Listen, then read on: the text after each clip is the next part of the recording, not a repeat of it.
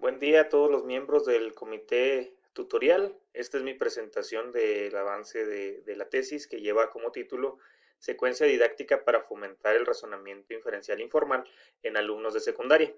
Yo soy Juan Carlos Huerta Orozco y mi directora de tesis es la doctora Ana Luisa Gómez Blancarte.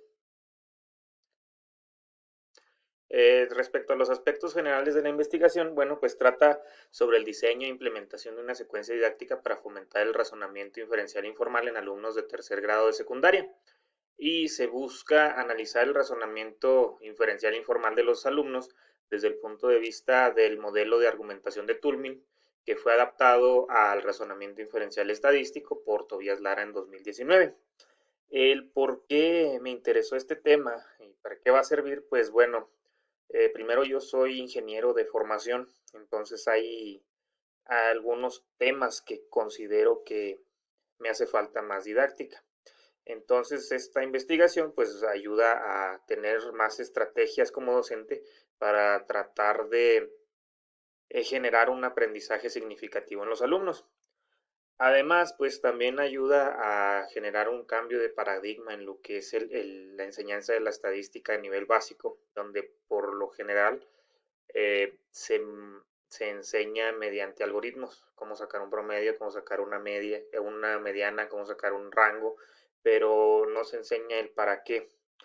Entonces, pues esto ayuda a empezar a generar una cultura estadística en los alumnos, el verlos a los datos como números con contexto eh, y pues también apoyar a los docentes, como lo decía anteriormente, a tener más estrategias de enseñanza.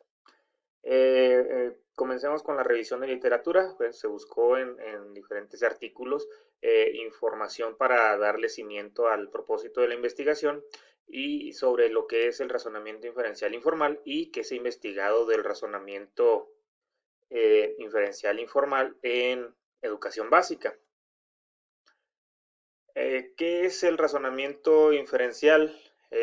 Bueno, según Insunza, citado por Tobías Lara, en 2019, es el proceso de ir más allá de los datos de una muestra para extraer conclusiones de un universo que no ha sido explorado en su totalidad. Es partir de lo particular a lo general.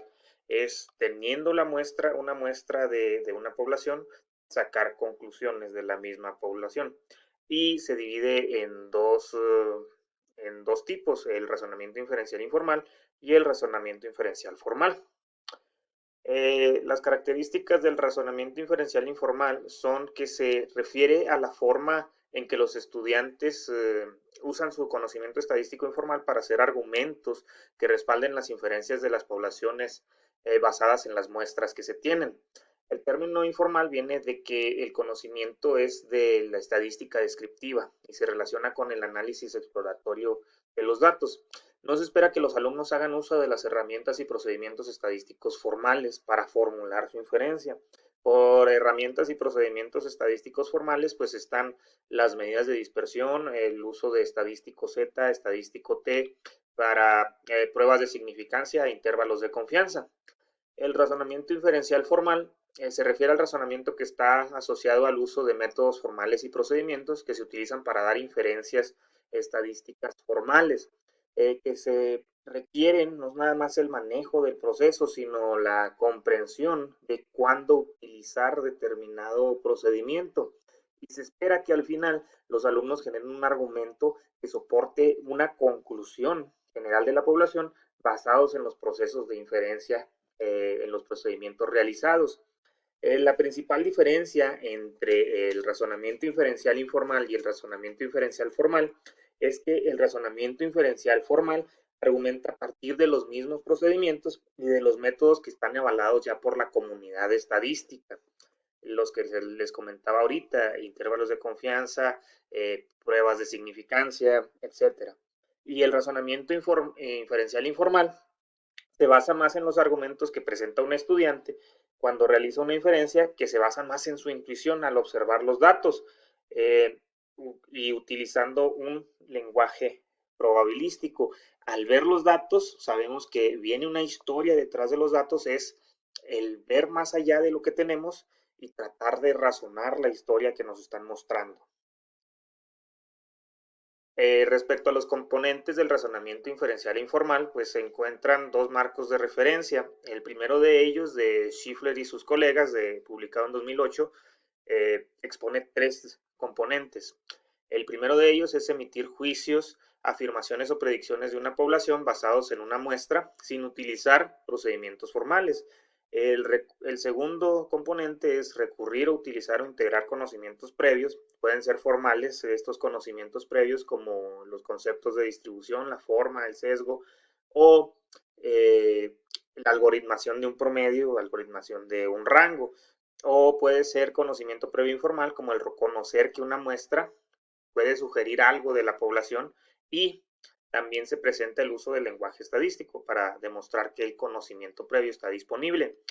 El tercer componente que exponen Schiffler y sus colegas es articular argumentos, afirmaciones o predicciones de una población basados en la evidencia obtenida de la muestra de esta población.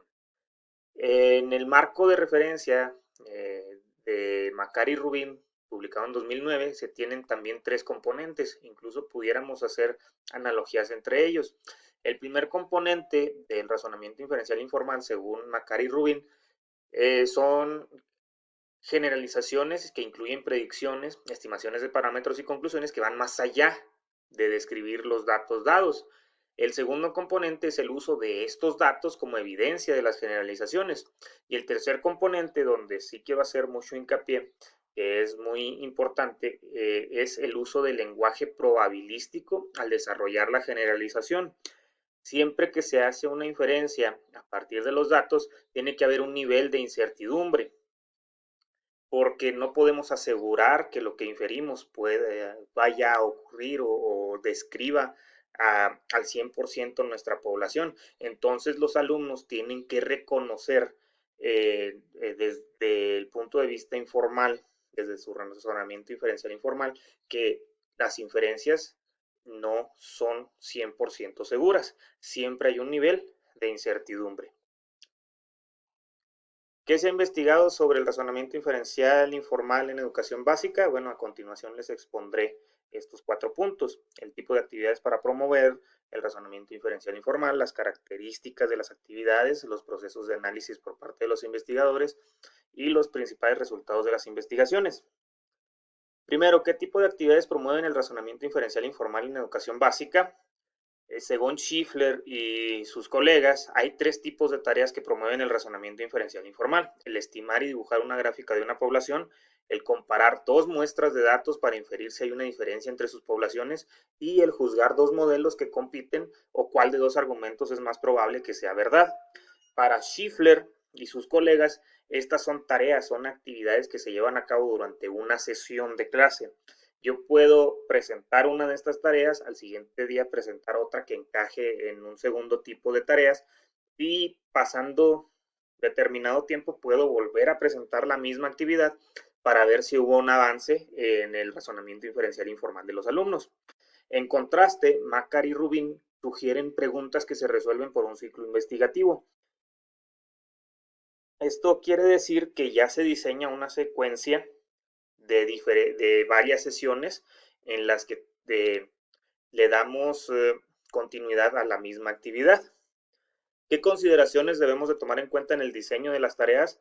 3. El contexto de los datos, que es el conocimiento necesario para resolver la situación problemática. El contexto de la experiencia de aprendizaje, que podemos resumirlo como el conocimiento que tiene el alumno a la hora de acceder a la tarea y el contexto que rodea al alumno, que incluye también sus relaciones con su relación social con el docente. Y el diseño de la pregunta de investigación es muy importante tomarlo en cuenta, ya que la pregunta que se haga tiene que evocar una imagen del concepto que buscamos presentarle al alumno.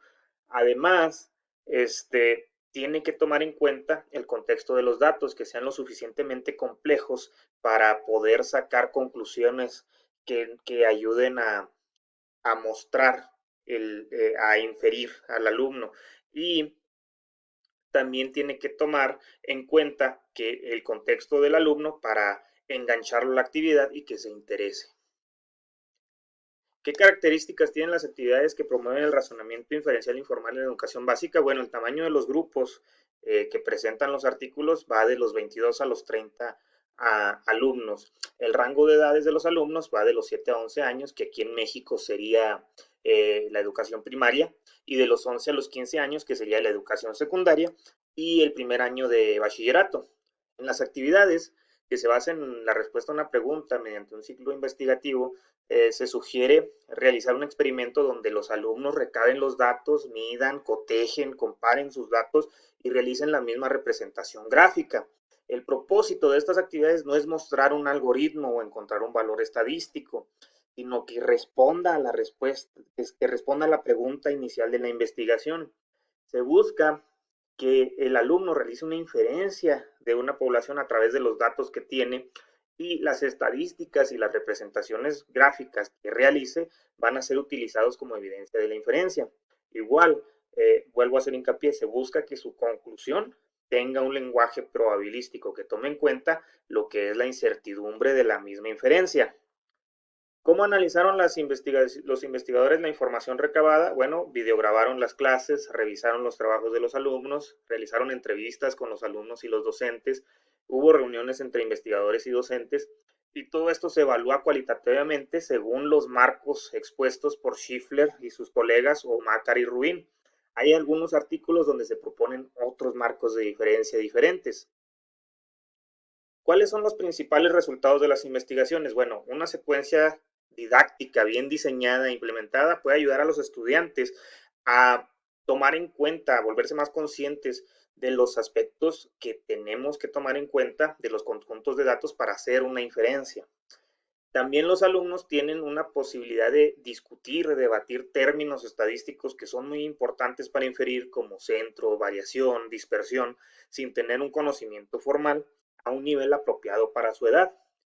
Los alumnos también se involucran en el cómo y en el cuántos datos, en el tamaño de la muestra del experimento, cómo interpretarlos, y critican la utilidad que tiene la representación de los datos.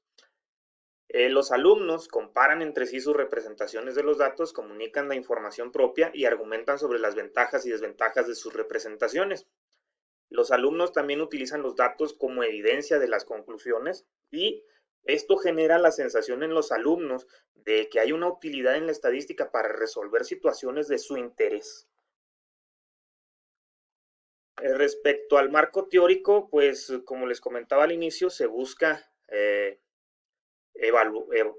analizar el razonamiento inferencial informal de los alumnos haciendo uso del modelo de argumentación de Tullmin, que fue adaptado al razonamiento inferencial estadístico por Tobias Lara en su tesis doctoral de 2019.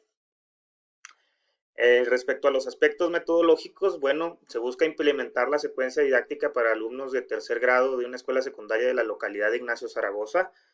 Se propone utilizar el tipo de tareas propuestas por Macar y Rubin, o sea, la pregunta que se resuelve por un ciclo investigativo, y se va a utilizar el modelo de análisis de argumentación de Tullmin propuesto por Tobias Lara en 2019.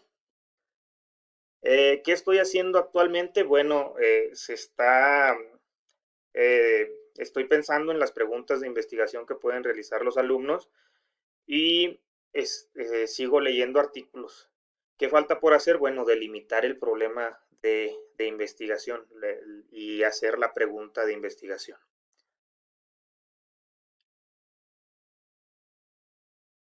Bueno, por mi parte es todo. Les agradezco su tiempo, y pues también muchas gracias a, a la doctora Ana Luisa Gómez por ser mi directora de tesis.